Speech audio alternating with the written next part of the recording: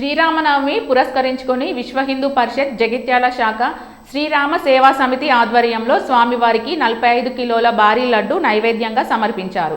జగిత్యాల పట్టణం దరూర్ క్యాంపులోని శ్రీ కోదండ రామాలయ 45వ బ్రహ్మోత్సవాలు నిర్వహిస్తున్న సందర్భంగా 45 కిలోల లడ్డూను అందజేశారు. 45 వసంతాలు పూర్తి చేసుకున్న సందర్భంగా భారీ లడ్డూను స్వామి అమ్మవార్లకు నైవేద్యంగా సమర్పించినట్లు వారు తెలిపారు.